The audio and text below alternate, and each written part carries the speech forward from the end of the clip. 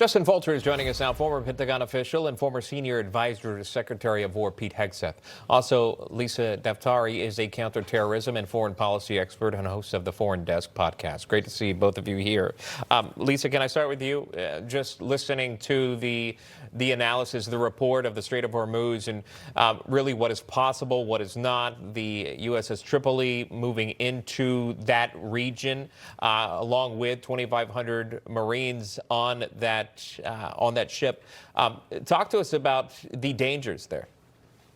Yeah, of course, this is the escalation or the point of escalation that Donald Trump keeps warning the regime about, and the regime keeps flexing their muscles. This is the one flex that they continue to have, obviously with the taking out of Larijani, the taking out of Khamenei, the taking out of thousands of IRGC and Basij militiamen from the top echelons of their regime. Then we talk about their ballistic missile program, their nuclear program, major infrastructure on the ground.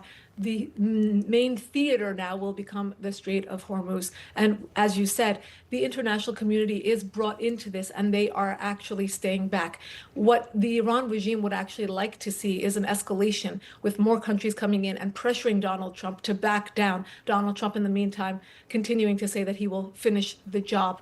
It's very significant what we're about to see. Obviously, the markets are affected. The oil prices around the world, particularly here in the United States, are affected. A lot of pressure on the White House, and as he continues to try to finish the job.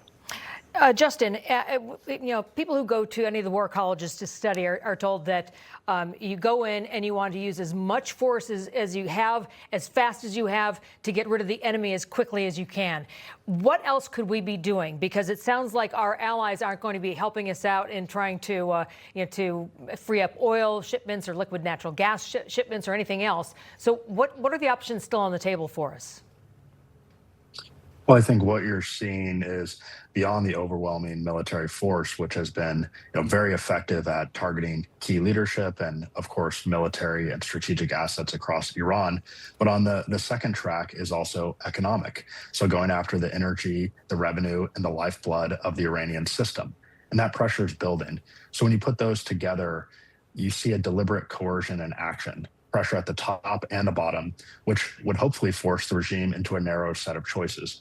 Because the stakes here go well beyond Iran. And when you're talking about global energy flows, the stability of the region, ultimately the real test now is whether this bilateral pressure here changes behavior or whether it just triggers continued escalation. Yeah, Lisa, and this just coming in terms of allies, key allies. Talking about France specifically, there was indication the president said that French President Emmanuel Macron would help out in securing the Strait of Hormuz. We're finding out a different story. Reuters reporting now from a statement put out by President Macron that France will never take part in operations to unblock the Strait of Hormuz. He also goes on to say this, and I'll quote him here: "We are not party to the conflict, and therefore France will never take part in operations to open or liberate the Strait of Hormuz in the current context." Your thoughts there? I mean, that's a major blow to maybe what President Trump was expecting. No, I mean, he alluded to it yesterday that this is something he has talked about. I actually remember him talking about this before he had even any ambition of becoming president of the United States. He said, our allies take advantage of us. They don't pay into the system, but they benefit from the system. And that's exactly what we're watching here in real time, is that our allies benefit from this system, and they're not willing to enter the arena to protect, again, their own as well. So, I think it's something that Donald Trump, on the one hand, expected, and I don't think it went into the calculation for this military campaign for Israel and the United States to go forward. They actually knew they had to go at it alone. He's putting them on the spot. He's even putting China on the spot and saying that everyone needs to come, and partake in what will become a global rescue mission.